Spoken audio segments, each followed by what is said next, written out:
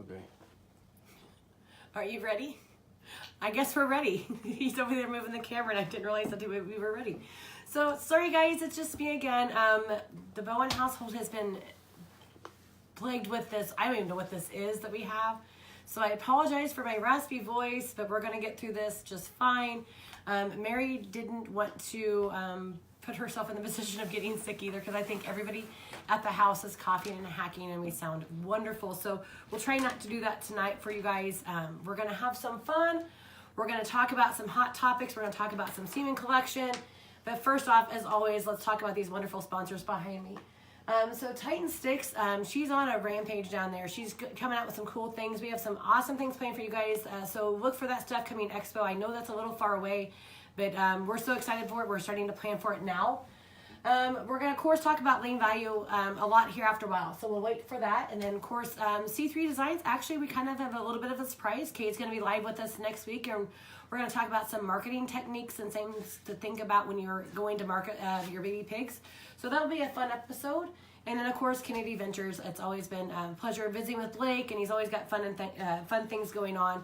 And I know we'll be talking about more of him in the future. So from there, I'm running the laptop tonight myself. It's kind of weird, so I apologize if I'm kind of out of my element here. Before we go any further, though, we're going to talk about some awesome things. And there's going to be things we talk about tonight that everybody's going to want to hear about and needs to hear about.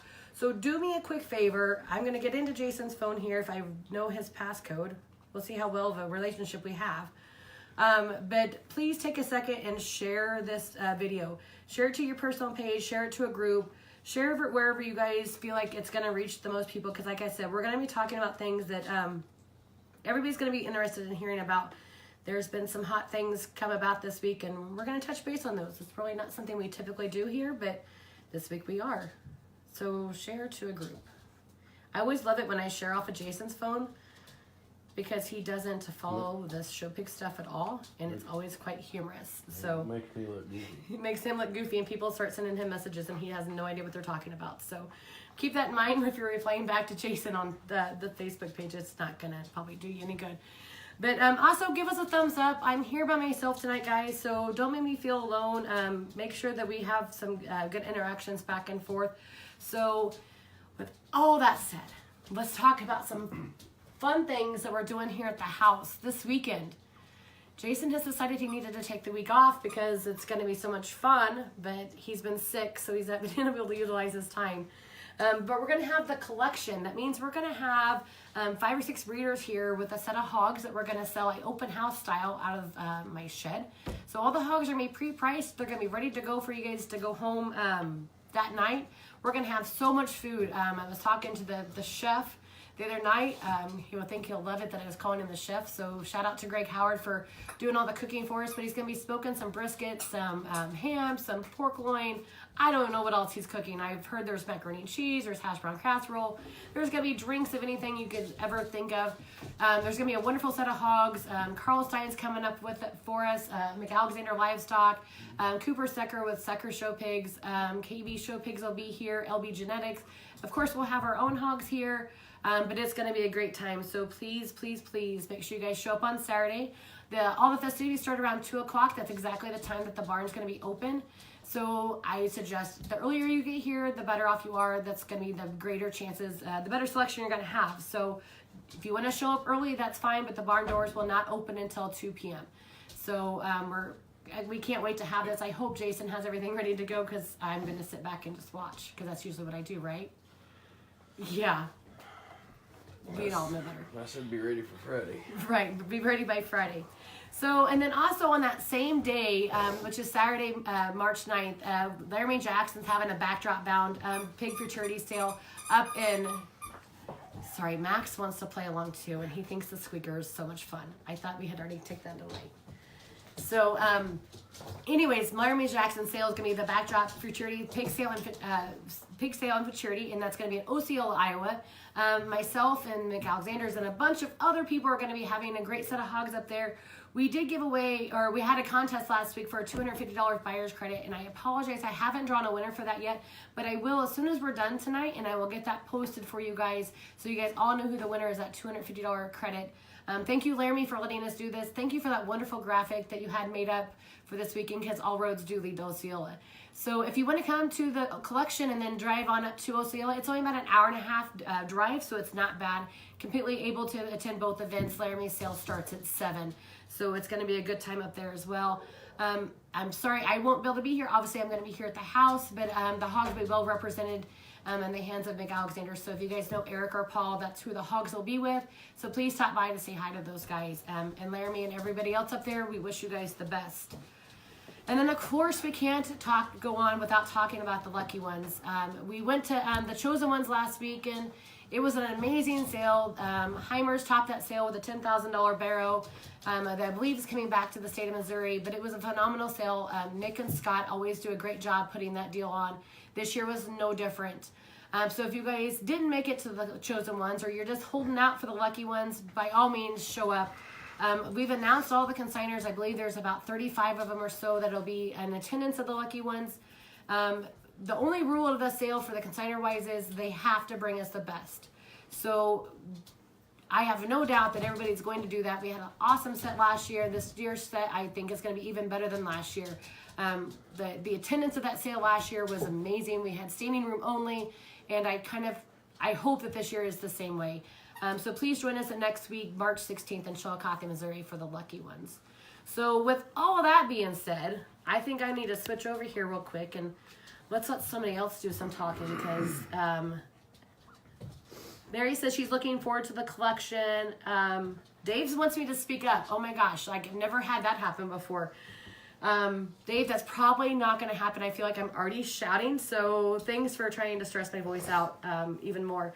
And Jason also says he's here with us, and we have lots of people watching, so thank you guys for attending tonight. So give me just a second. I will get switched over here in our special guest, Rusty Bingham with Lean Value Sires.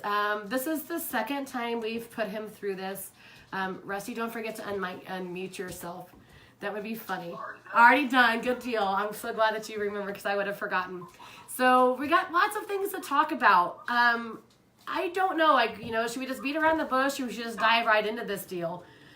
There was a post that was made yesterday that got lots of attention. And I think that's probably where we should start talking about this, because I think the discussion after that will kind of follow up with how to keep things like this from happening in the future. So I know that you saw the post. I'm going to let you talk about this a little bit more than what I'm going to. So I'm going to let you have the floor. But maybe before you do any of that, you want to give yourself a quick introduction, since I'm just assuming everybody knows who you are? Rusty Bingham, Lean Value Sires. So I'm the owner.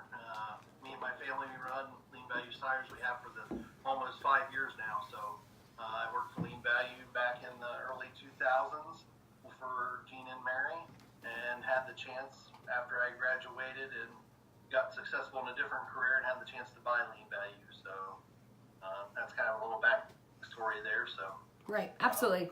So let's go back to the post that kind of got everybody scratching their heads and got everybody kind of thinking yesterday. And I honestly think it worried a lot of people about what's going on with the Boarstead world. And, like I said, I don't want to talk too much about it. I'm going to let you handle that, because you're the expert in this field, and I'm certainly not. Well, I think Mary was more of an expert as far as the swine reproduction physiology and genetics more than I am. But just imagine this: put yourself in the situation. Can you spend X amount of dollars, whether it be on a bottle of semen or X amount of dollars on a gilt that came from a sale at a national show, or maybe it was a boar, from a boar stud in.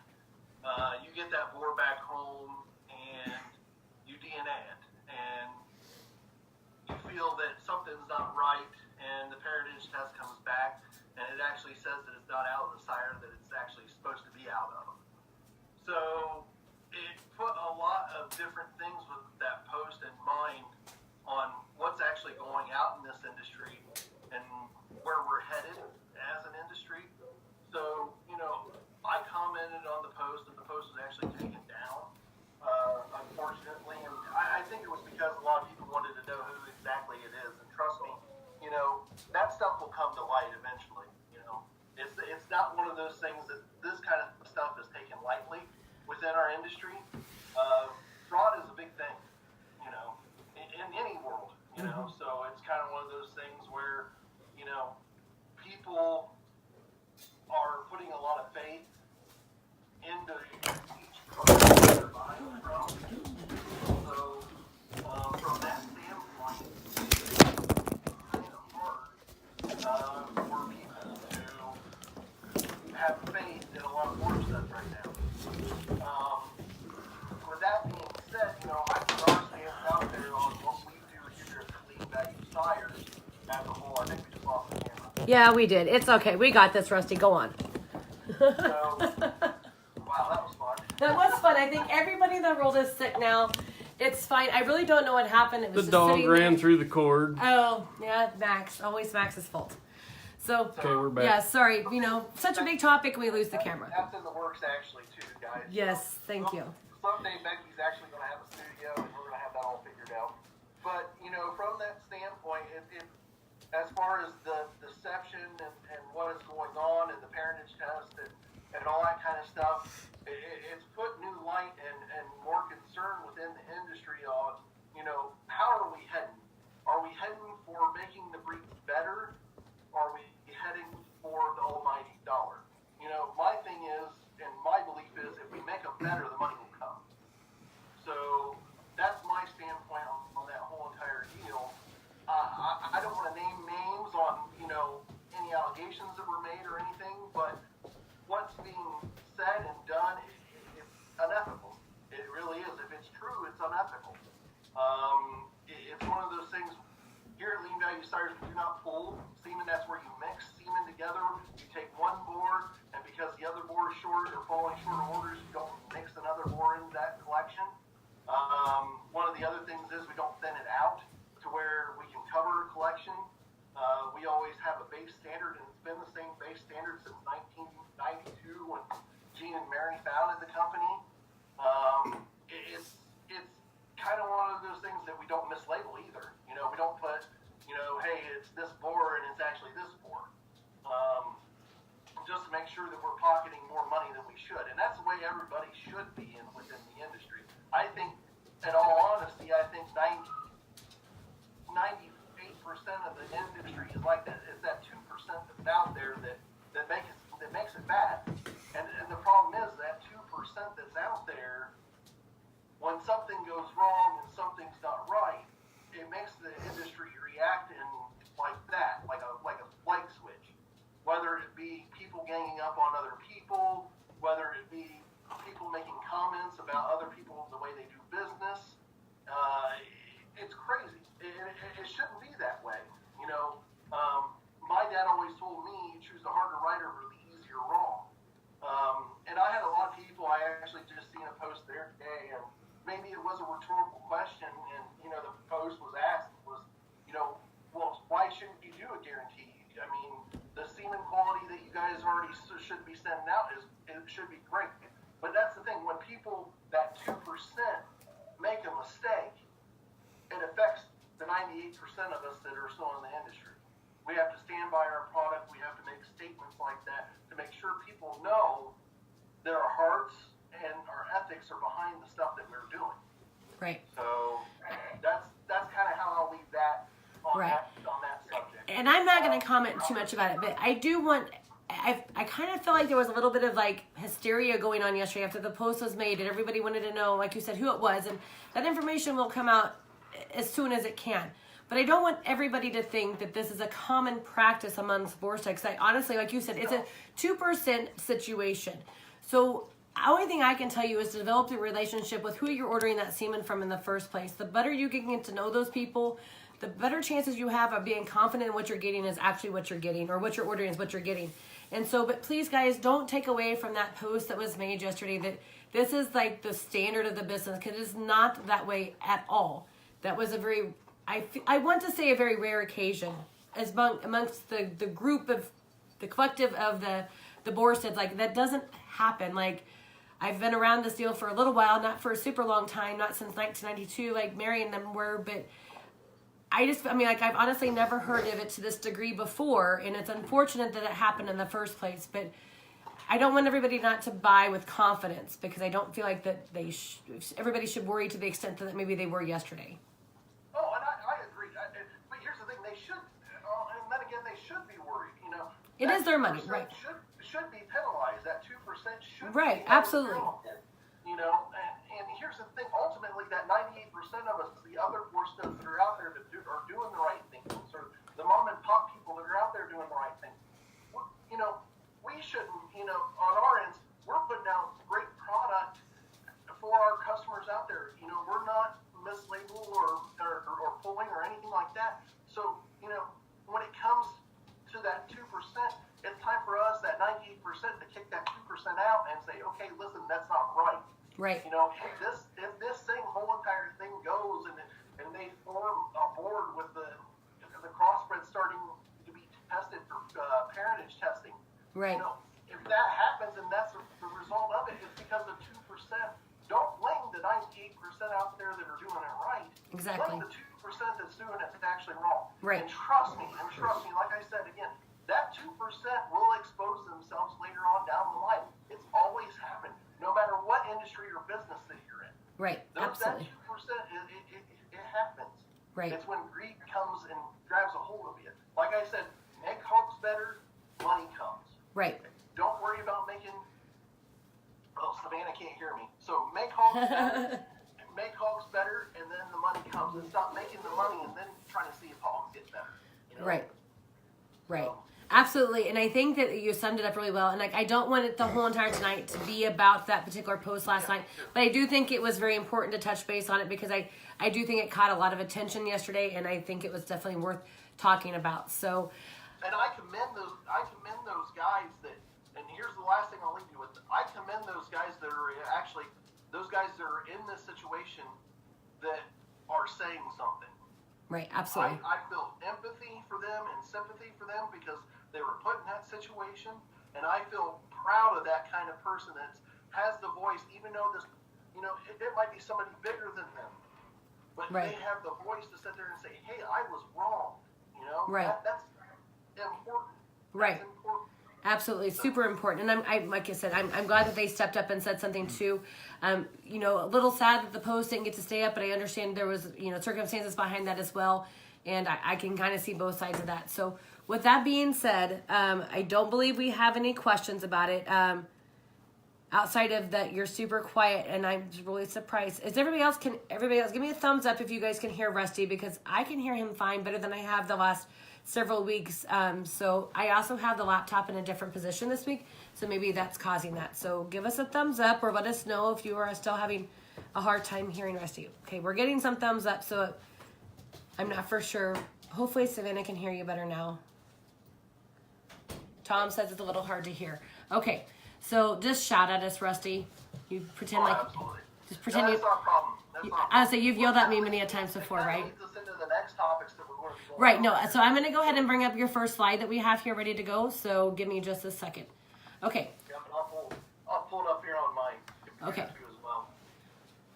So the first one that we have is the collection process itself. So kind of walk us through about how this works at LVS.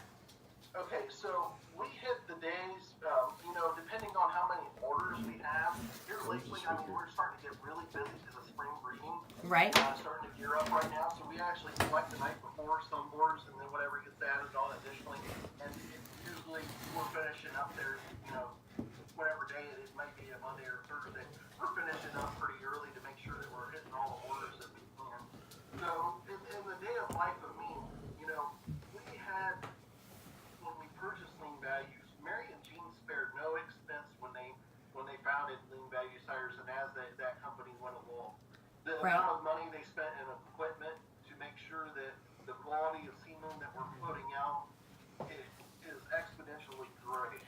So it's kind of one of those things to where, we have a vat. We distill our own water.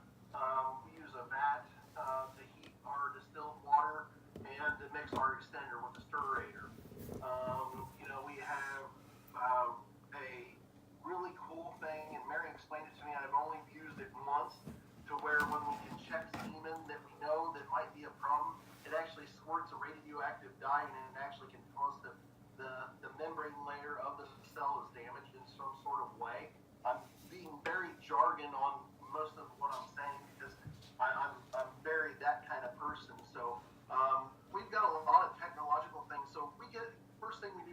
that all fired up. We get the extender mixed and put into the vat with the distilled water.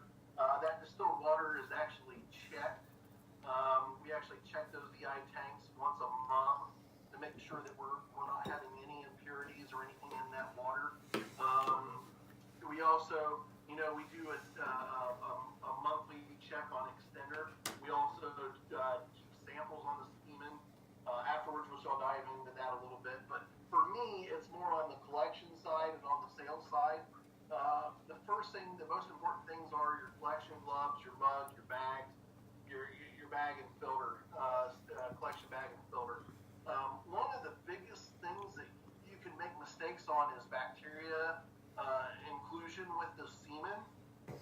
So when I collect boars, I never barehanded one, because a lot of the times you carry a lot of bacteria on your hand, and those gloves are meant to be sterile. So, it's kind of one of those things, the less contact with bacteria, the better the semen gets to. Makes sense. The gloves are very important. One of the biggest things that you could do, especially when you're collecting a boar and getting them trained and everything, sometimes they'll have that residual piss pocket in the bottom of their sheath, and you gotta squeeze that out, because that actually contains bacteria, and if you get that in the semen collection, you can disrupt that collection as a whole and cause some problems with that semen collection. So, right. So that's, the filter, it's there to catch any residual fluff that comes out. When I collect a boar, one of the biggest things that we did on our end we always call it semen rich. One of the things that we do when we collect is that first shot is always more likely plug when that boar starts to ejaculate. That plug never goes into the thermos or into the filter. And then basically as soon as he starts throwing semen rich, we put the mug underneath of it. And then we take it away when it starts to get a little bit clear on either end of the spectrum. And then as soon as, sometimes what they'll do is they'll throw another batch of plug. That plug never hits the thermosol as well too, because you can adhere that collection to be bad. So what we use here at the farm is called a spermicue. We're actually working with GenPro to get an ice sperm. It's a new piece of technology that uses a photometer to measure the density into a small sample. That's where we plug in our sequence of number of how much density is in a small sample, and then calculate that based off of that, instead of basically, trying to gauge it. There's a lot of guys out there that do, I call it kitchen science, and I actually worked for a boar stud before I worked for Lean Value. And it was really funny. He was like, hey, fill this bottle 3/4 full of extender, and then take a syringe and put 6 cc's of semen in it. That's not, it works, but it's kind of one of those things. As soon as I got with Lean Value, I saw a whole different light and a whole different way of doing semen processing, a more effective and efficient way. So, the number of cells depends on the factors like age and frequency of collection. It's in between 20 to 120 billion cells per collection. The number of cells per dose, this is the big factor that a lot of people ask us on our end. Can you still hear me okay? Nope, we can hear you fine. My screen just went blank. You're good. Okay, so the number of doses per collection, that 5, 6, or 7 billion mark is what we try to hit on our end. And the reason why we try to hit that on our end is because we look the semen as we go along. We look underneath the microscope and we check for clumping, the semen. I'm gonna say the word wrong. Morphology of the cell itself. It depends on if there's distal droplets, detached heads, corkscrew tails, bent tails, size of the cell, distorted heads. There's a whole thing that we actually look at really hard for to make sure that the product that we're sending out is good quality. And we base that number, that 5 is the average, 6 billion, 7 billion. We base that off of the visual aspect of what the visual analyzation of what that collection looks like underneath that sample. Semen temperature to extended temperature, extender temperature. So we have that vat that I was talking about there from the first part, and how we mix the extender within that vat. It's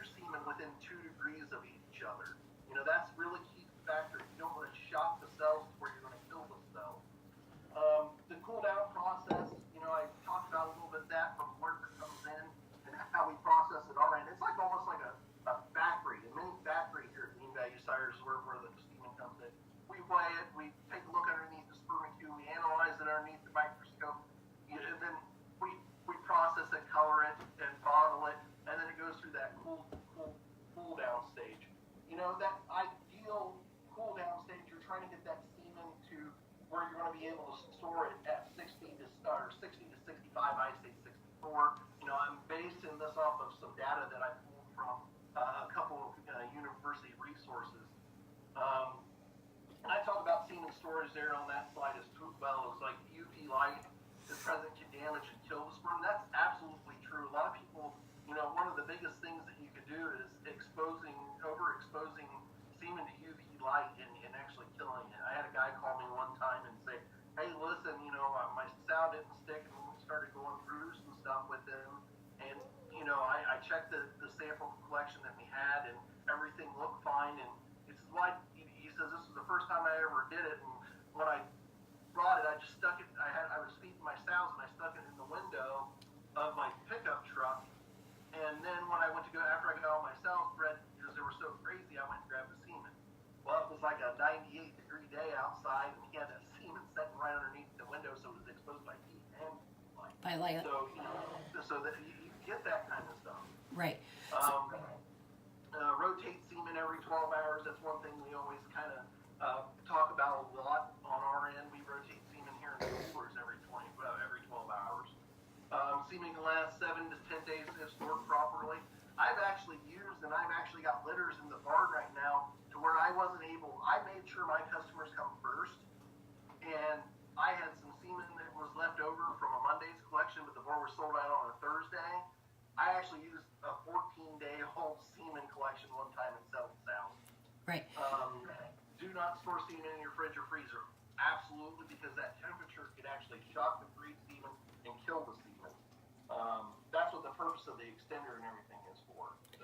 So you mentioned that during one of the processes you guys actually color it. I know that it's alarming to some people when they receive the semen and they see that color in there. Can you kind of tell us why that the color is in there in the first place? So we do the color coding. So, we label ours with labels, and sometimes we use Sharpie depending on if we have a label made up or not. Sometimes that in transit, there's that moisture that's within inside that cooler that will cause that label or cause that marker, that Sharpie to rub off. And if you get a guy like Isler's or one of our bigger customers that are getting the multi-dose collection of different horses, especially different breeds, sometimes what will happen is that label or marker will rub off. That color coding is kind of a help to us and help to them to know, hey, this is blue, it is a Hampshire, Right. So that's the reason why we color code it. It doesn't harm the semen, it doesn't do anything to the semen. It's just one of those things that color codes it helps it out. Right. And then you also brought up temperature as far as it comes to storing it on the customer's end. What kind of temperature or what kind of temperature range is acceptable where the semen is still going to be viable at the time of breeding? So I recommend highly that, when you get that semen at home, if you do not have a semen cooler or wine cooler or something like that, that optimal temperature is 60 to 65. I say 64, 63 if you can keep it in that range. That's perfect. And a lot of people, the times that, my mom and dad never really had a whole lot of money. We never had a semen cooler until I actually afford one. They had a basement with a crawl space. So I would take the semen and actually put it in the box and then put it in the crawl space, and that's where it would be stored and taken care of. Right, absolutely. Just had a couple questions. So, you guys, if you guys have any questions at home, please don't hesitate to interrupt us and to ask questions. I know that a lot of times these are the questions that we see on Facebook, and then I don't want anybody to be too scared or too embarrassed or anything else to ask us questions. So please, by all means, this is your time to ask. I know that the breeding season down south is about to fire up really big, and then, you always can go back and watch this again. For us Midwesterners, it won't be breeding again until about August, September, and October range. So please definitely ask questions. Not saying we can't touch on this topic again, but you might have a question now that you don't remember later. So with that being said, we can't have semen without the sperm production in the first place. So kind of walk us through about how long it takes and different things that, you need to think about when it comes to even the sperm production itself. So this is, and I wish I would have hit this one first, and this is really key because a lot of people don't really think about this. That hot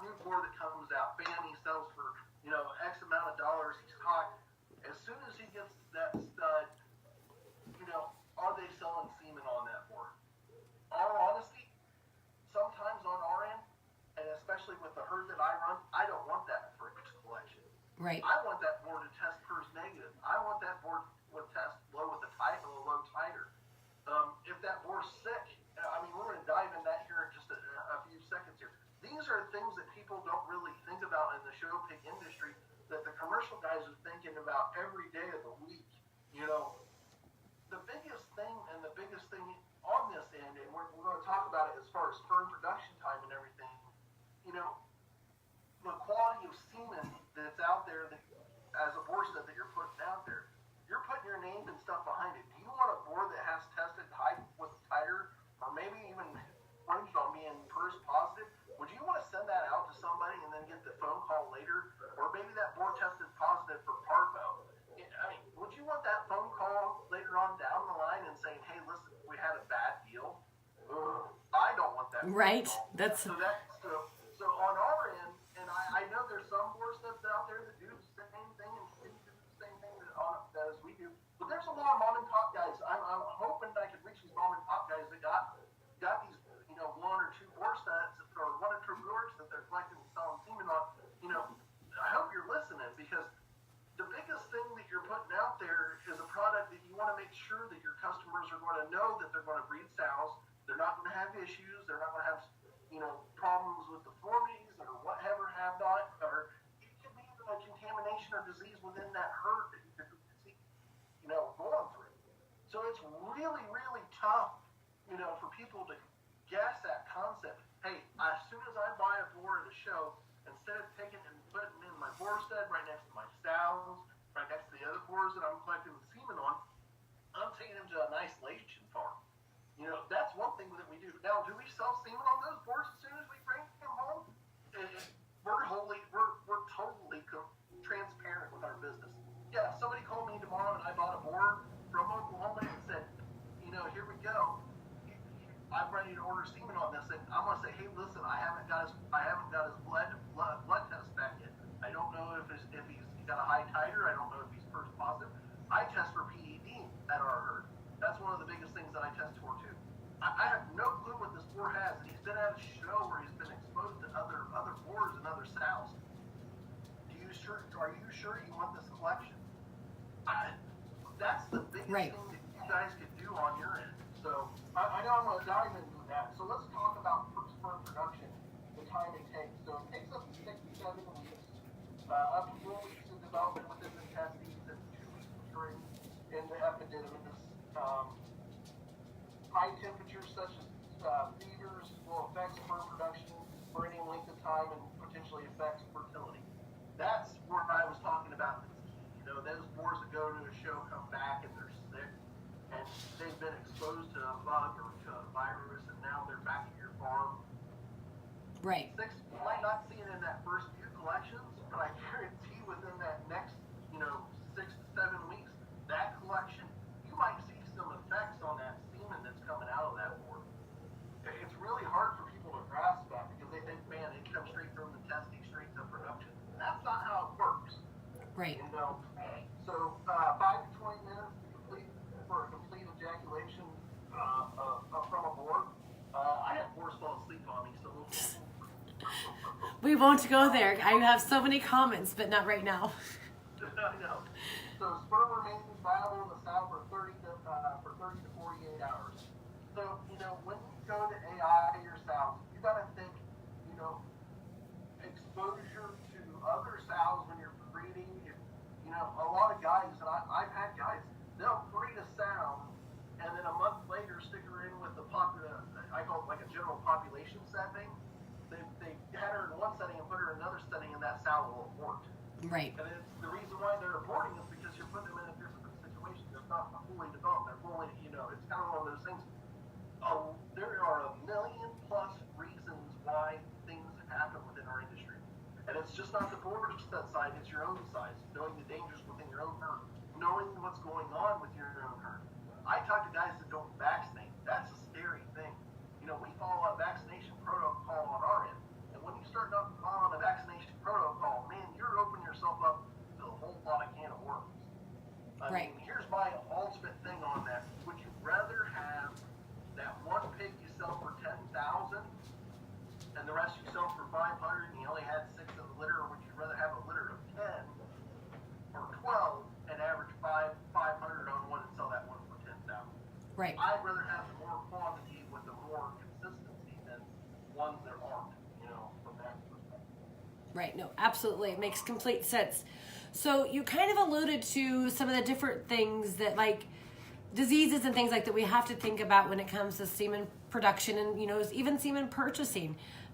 You said that we need to make sure that our sows and everything are vaccinated. So what are some of the things that you're looking for when you do your blood work and you have that born quarantine for, however long that you guys do? I think it's 30 days you guys keep them in quarantine?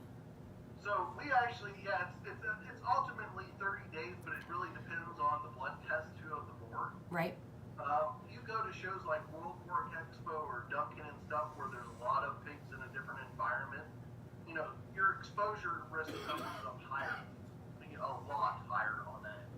So, we base our isolation process off of blood tests as they come in.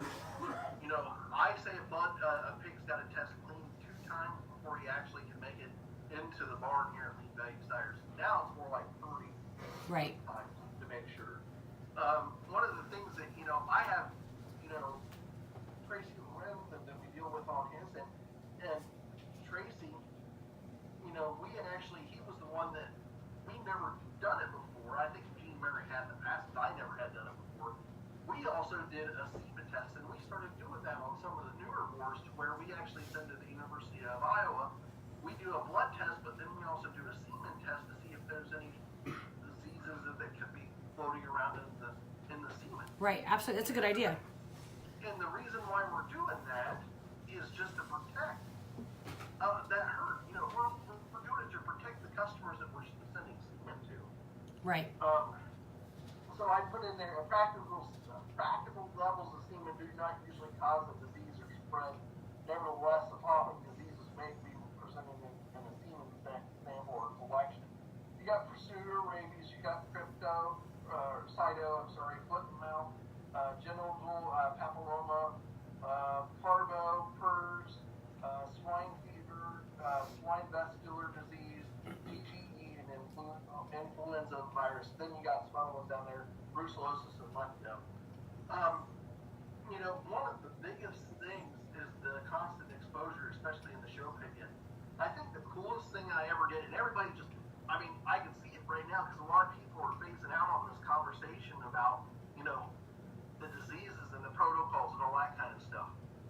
The coolest thing I ever saw was the Ohio State University did a study with the OPIGS jackpot circuit, and they actually snouted swab sampled pigs at a jackpot show.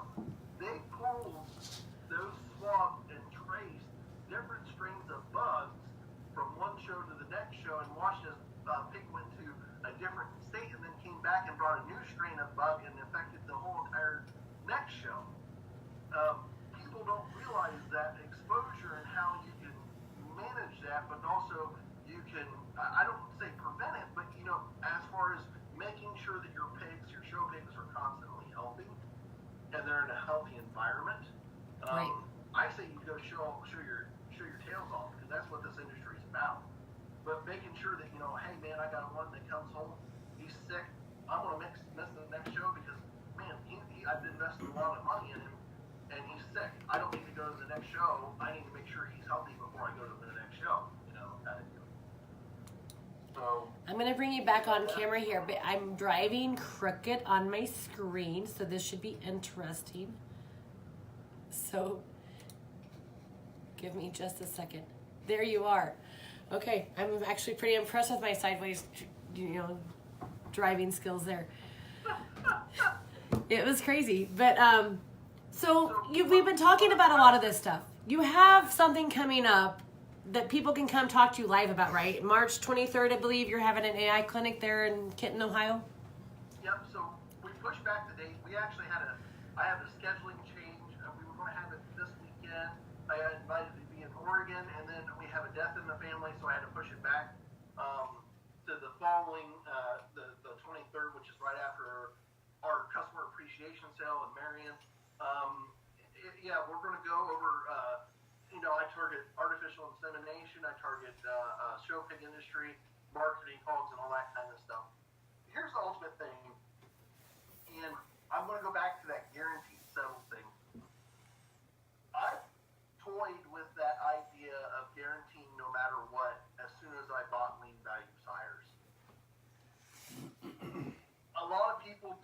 I was nuts. A lot of people told me I was a whack job. A lot of people told me that, hey, this is never going to fly.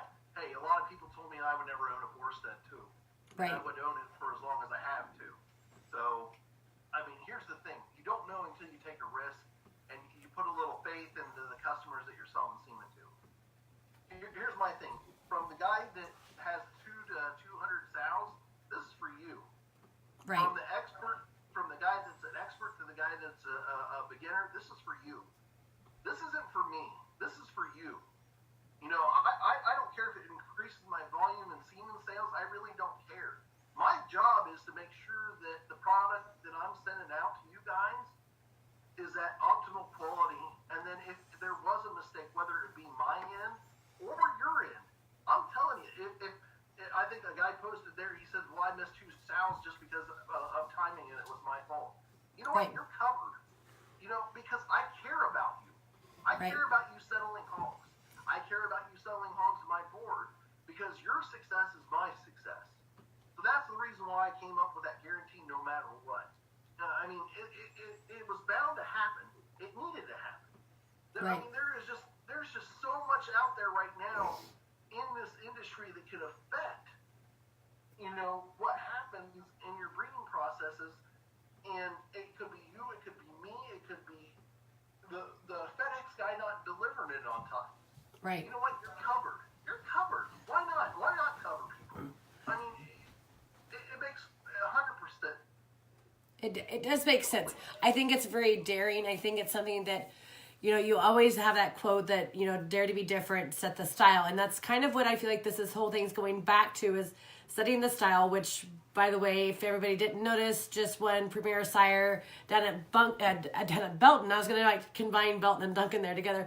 But seriously, like, it's one of the coolest things that I've seen a Borsted come out with in recent history. And I think it's going to set that trend where everybody else is going to have to do the same thing to kind of keep up. So it's a pretty cool thing to see with the industry. Like, we started off the show talking about some things that are not so fun and not so, you know, kosher with things, but we're going to end it on a high note. We're going to talk about these things that you're doing that I think a lot of people are going to take notice on, and we're going to either have to follow in your steps or kind of come up with something different. But you're definitely setting the new standard. I So encourage different. I mean, if you want to follow my steps, that's great, but I tell you what, nobody in this industry, I mean, I encourage different. If you can, I encourage every other board stud out there, if you want to follow my lead, follow my lead. If you don't, if you want to do something different, do something different, because it's only going to make our industry better. absolutely. That's the way I see it. Absolutely. Everybody's been really quiet tonight. I'm kind of disappointed in people. Nobody's got a lot of questions. We've had lots of people watching all along. So, you know, like Rusty and I could sit here and chat it up all night long. So if you guys have some questions, by all means, you know, take this time to do it. Rusty's going to be coming to here in Missouri again next week, I think that is, right? Next weekend? Yep. Next weekend I'm coming to the Lucky Ones. I've got a really Yeah. good set coming. I've got some pures and some crosses that'll be there. We had a really good sale there online on ShowPick there the other day. Some up and ups from Missouri, the state fair. Yes. That board is becoming popular. He loves Missouri so much he had to come back. So, Yeah. you know, I'm excited. There'll be some up and up babies there at the sale too. So, Absolutely. pretty sure. Yeah, I can't wait. I saw that sale that you had online there a couple weeks ago or a week ago, whenever that was, and they were awesome. And I just even got me more pumped up. I'm still in love with that Calico Barrow. I will never forget him. He was beautiful. And congrats to whoever bought him. It's going to be a fun barrow to show this summer. And I don't even like barrows. I certainly don't like crossbreds. That's not my thing. I'm a purebred girl through and through. But that barrow really made a statement on me. So, yep, I will never let you forget about him, that he didn't come to Lucky Ones. I know. Well, you'll see him. Hopefully, you'll see him in the backdrop at Columbus because that's where he's at. So. Tom wants to know, what's your favorite breed of hogs? I know the answer to this. Can I answer it? Go ahead. Oh my gosh. So without a doubt, a Hampshire pig is Rusty's favorite. I can't tell you how many times this summer I've seen him. And he's always had with him a trailer load of Hampshire hogs. Every time. Not just once, but every time. So Hampshire's through and through. The belted hog is Rusty's favorite. So. Yeah, I mean, Hampshire's by far, I mean, that's what I grew up, you know, my uncle guy raised Hampshires, and that's where my heart is. My brother was Duroc, but mine was always Hampshires. But I tell you what, the state of that industry can't be any stronger than it is right now. I tell you what, that sale Down in Belton? Down.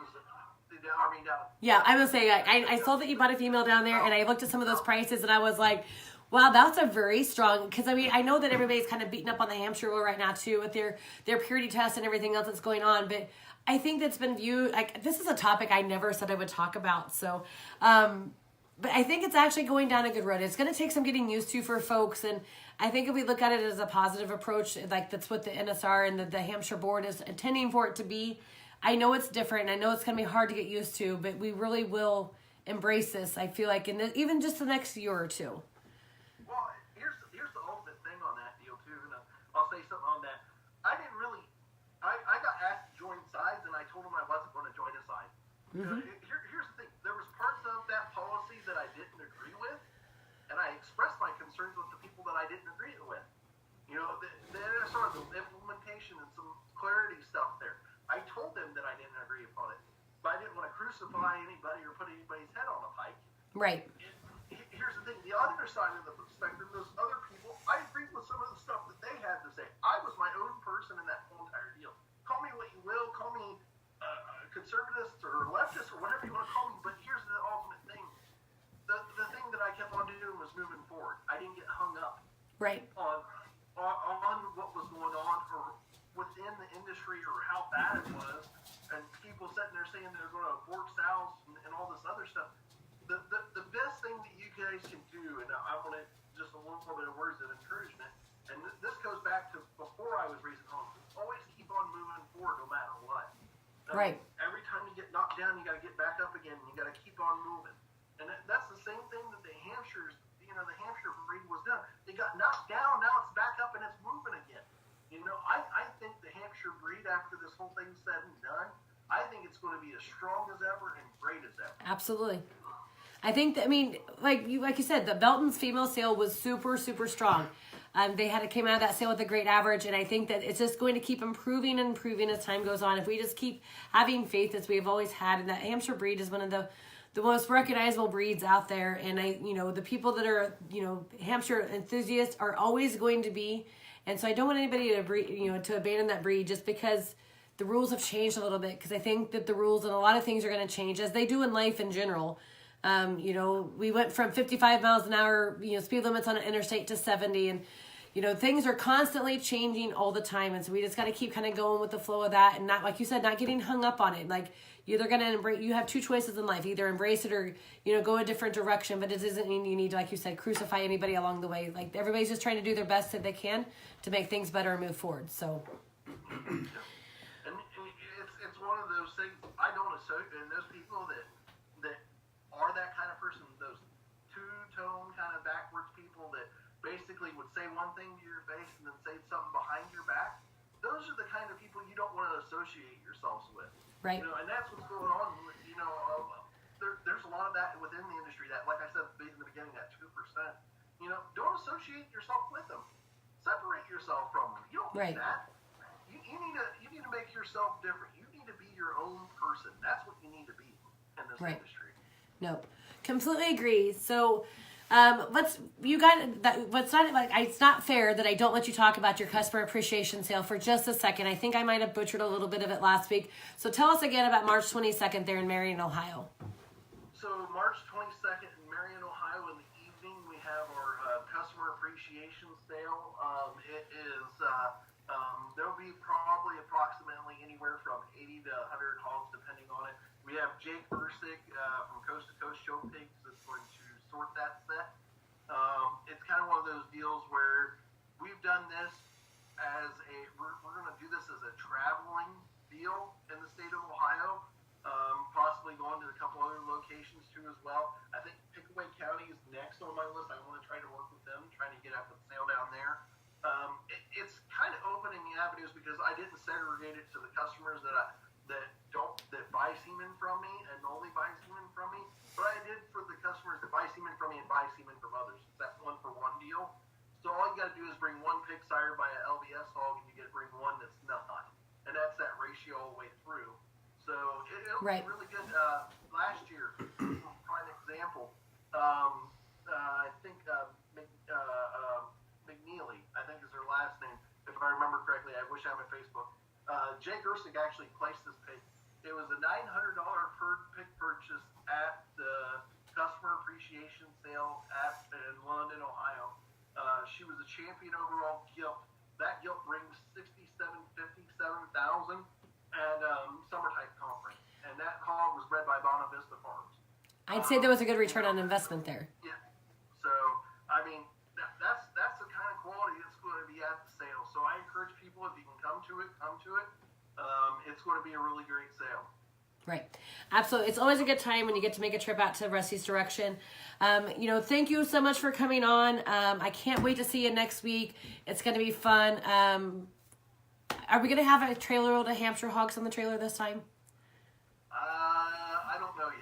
Okay. I'm actually kind of thought you were going to just like tell me absolutely no, so now I'm a little scared. So anyways, I know that there's going to be hogs on that trailer, and I know there's some that's got to go back that direction too, but we're going to go ahead and let you go tonight. I will visit with you soon, and if nothing else, I will see you next week. I'm sure there's plenty of other topics we're going to come up with in the future. If you would, you know, you're just so busy, it's hard to get you to stop for 5 minutes to come on and do this with you. I know it's not that you don't want to, but it's just the scheduling is a little tough with you sometimes. So thank you again so much for coming on. Sorry I dropped the camera. All right. We'll talk to you later. By the time I'm all said and done. Right. All right. Well, and thank you guys so much for watching us. I'm going to go ahead and let you guys go to, I'm going to maybe try to do something on the collection, but if not, you guys just come on that Saturday. We're going to have some food. We're going to have some drinks. We're going to have a good time. There's going to be lots of us here. And then if nothing else, we'll see you next week at the Lucky Ones. So you guys have a great week. Fish.